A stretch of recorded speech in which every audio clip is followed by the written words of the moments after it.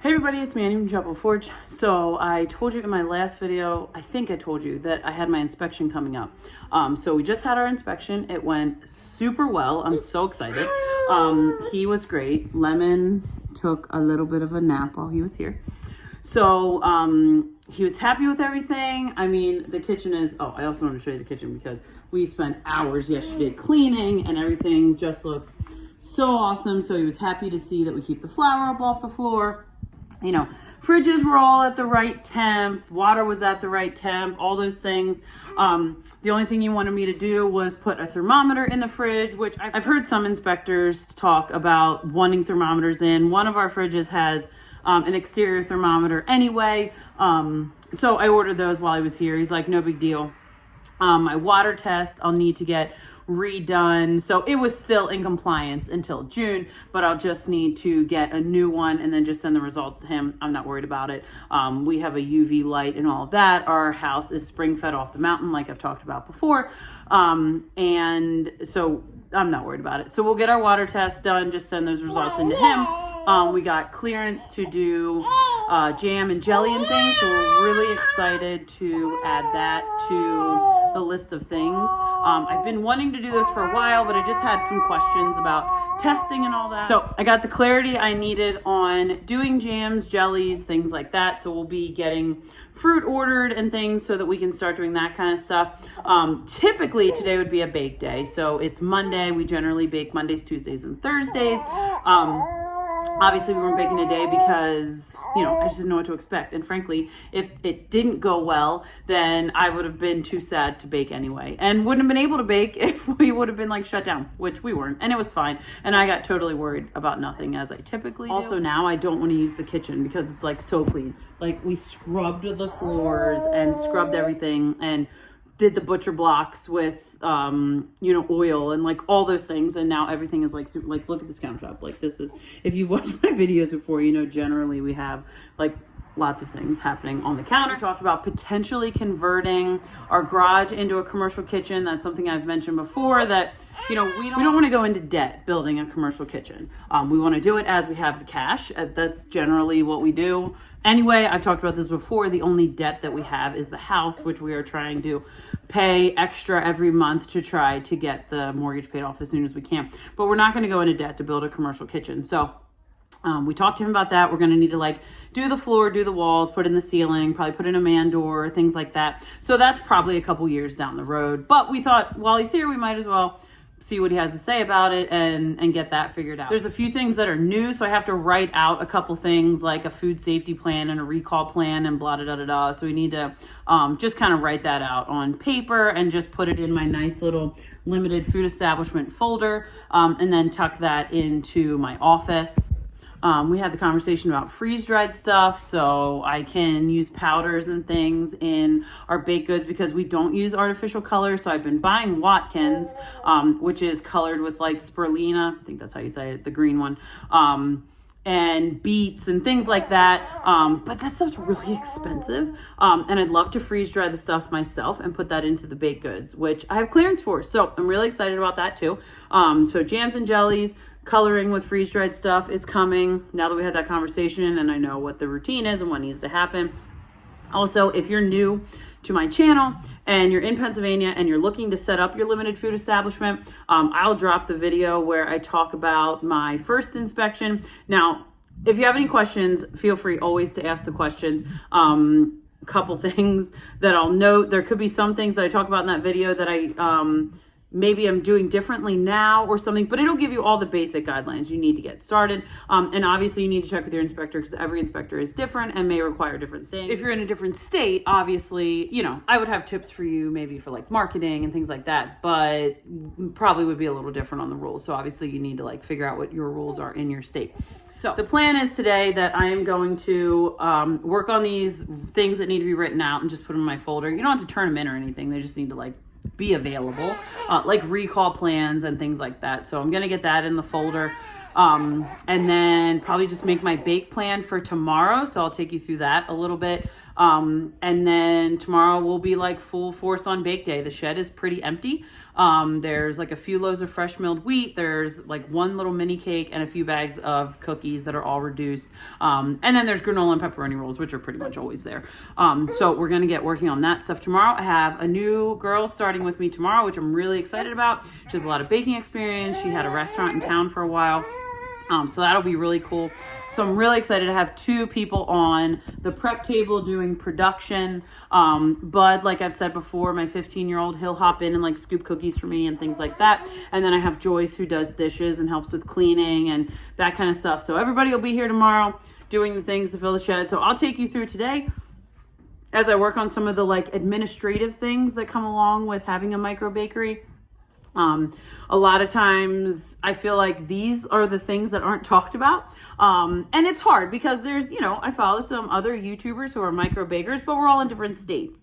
I do follow Amelia at Madeira Farms, and her and I chat, not a lot, but often enough about these kinds of like picky things, because sometimes you don't know what the answers to these questions are, and sometimes it's hard to get an answer. So I'll take you through some of that administrative-y type stuff today. We're going to make breakfast because I told everyone we're fasting until he leaves. Just kidding. The kids had some like breakfast on the porch or whatever, but make some breakfast and then get to working on these little plans and what my bake plan is going to be for the week. And I'll take you through what my bake plan is and how I kind of figure that out. All right. So we had breakfast at 1 o'clock because, of course I had to like call my mom and then call my friend Esther, who has a commercial kitchen. And of course she wouldn't know what was going on and whatever. So many people just following up to see how the inspection went, which is super cool. So we are currently on the porch. Lemon is having a snack. Jamie and Zuzu are playing outside. I have my laptop here. So I need to type up a couple things. So I called the water test place to just confirm their hours. So I have the notes about that, but I have like a month to get that done. So we'll get that done here shortly. But I need to type up a food safety plan, a recall plan, a manufacturing plan. They all sound like way more complicated than they really are. This is new. Like we talked about recall plans last time, but we didn't have to like type anything up or have anything like spelled out on hand. So I'm going to get those typed up here on my laptop, and then we're going to put our bake plan together for tomorrow, and I'll give you, kind of some insight on how I figure out what we're going to bake. All right, so I got my little paper typed up. I just put like my inspection date, some of the things that we talked about that I don't want to forget, when I need my water test done, the food safety plan, allergen plan, recall plan, sanitation plan, good manufacturing practices plan, and then when my next inspection is and when my next renewal application is, because those are different. So I was bumped from every 12 months of inspection to 18 months, which is great. And then he said if the next one goes well, which I assume that it will, then we get bumped every 2 years. So that's fantastic. So the next thing I want to do is I want to call the FDA and get an FDA number so that we can ship across state lines, because we have lots of family. So we have lots of family and things out of state that have been asking about us shipping them things. And I've been telling them no, because I thought getting an FDA number was going to be like this big production, and he said it's super easy. So I'm going to call them, figure out what I need to do about that. And then hopefully we can ship stuff to family out of state. That would be really cool. Okay, so as you're probably not surprised, while it may be easy, they definitely take forever to answer the phone, and I'm not sitting here waiting all day. So stay tuned about the FDA number and shipping across state lines. I'll report back. All right, so don't mind the bread mobile in the background, aka the Ranger. Isn't that nice?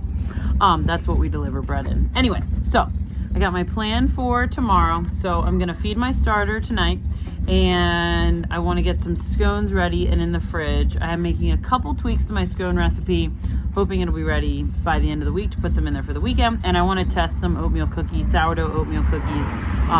Might get to that today, probably baby dependent.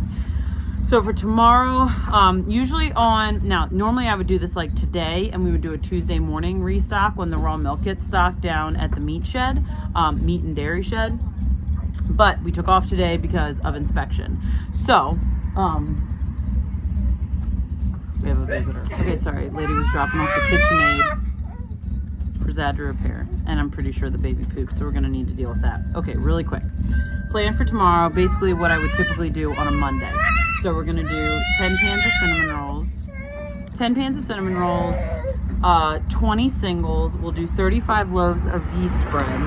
And then I'll prep 30 dozen chocolate chip cookies. I'll probably only bake off 10 of them. Prep 10 dozen dark chocolate orange. Probably only bake off like half.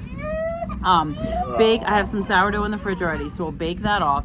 I'll get like 48 sourdough ready, and then I'll probably do like a dozen banana breads. So that'll be for tomorrow. And then I worked out my Thursday plan. I usually try to do that like early in the week, but I kind of keep it loose because it sort of depends on how the shed is going and all that. Now we have not been at the shed over a summer yet. Like the shed is new. We only started the shed in November. Took a little break because of the theft, reopened or whatever. And so I don't totally know how to plan for the summer and like what people are going to be buying or not buying or eating or not eating or whatever. So I'm kind of going off like what gets worked down at the shed. The only thing I'm not going to do tomorrow is fresh milled. I generally put 6 to 12 loaves of fresh milled down there a week. I have a few left from last week that are on the reduced table. So I'm going to see if the reduced ones move. And there's Zuzu. And then if by like Thursday there's only like 1 or 2, I'll do like 6 more to throw down there for the weekend. Something that has really been moving, sourdough always moves, like that's always, is sandwich bread. So just regular old yeasted sandwich bread, commercial yeast, white flour, whatever. That's been moving a lot. So we're probably going to I think I'm going to put like a dozen loaves of that down there tomorrow, 10 to 12. Because it has been flying out. So that's what I have for you for today. Kind of give you a little glimpse into like post inspection, and then how I like plan for the week and all of that. So I'm hoping to continue to bring you MicroBakery content. For the most part, before the MicroBakery on our channel, we talked about canning and food preservation and whatever. So something I can bring you along with too is, now that I know I can use freeze-dried powders in my stuff, we'll be getting the freeze dryer fired back up and getting some fruit done and things like that. I'll take you through as we can jams, now that I sort of know what the deal is with that. I would have loved to have put jams in like early, but we just had like so much going on, just learning bread and whatever. So I think it was kind of a blessing in disguise that we're phasing in like these new things. So I'll take you along with food preservation as we make jam, and the freeze-dried powders and all that. And I have videos about, I don't know if I have any jam videos actually, but I know I have freeze-dried powder ones.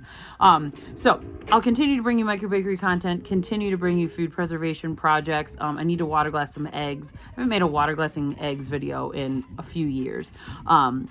So I can show you how to do that again. I can drop the link to that if that's something that you're interested in. So if you are a microbaker or thinking about becoming a microbaker and you have questions, let me know what sort of things you're curious about. I know that I've had a million questions along the way, and it was nice to just have other people to talk to that were sort of the yellow jackets and all that over it already.